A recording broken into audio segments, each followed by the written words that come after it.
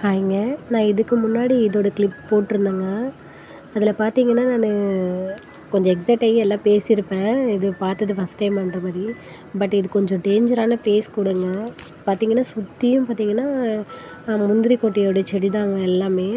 So, அது எப்படி இருக்குன்னா, நல்லா பரவி இருக்கு ஃபுல்லாவே. ஸோ, அது உள்ள யாருனா இருந்தாலுமே நம்மளுக்கு தெரியாதுங்க. நீங்க சேஃபா போறதா இருந்தா, ஃபேமிலியோட போறதா இருந்தா பாருங்க. தனியாலாம் போறதா இருந்தா, லேடீஸா இருந்தா கொஞ்சம் ஜாக்கிரதையாவே பாருங்க. நாங்க போம்போது கொஞ்சம் நாங்க 2 வளர்ப்பு நாய்ங்களையும் கூட்டிட்டு போயிருந்தோம். ஸோ, அது பாத்ரூம் எல்லாம் போறதுக்காக தான் நாங்க அந்த இடத்துல போய் பார்க்கணுன்னே போனோங்க. ஸோ, அதெல்லாம் அந்த பக்கம் சுத்திட்டு இருக்கு. உங்களுக்கு தெரியல வீடியோல. பட் இங்கெல்லாம் வீடு இருக்கு. உள்ளார இருக்கு.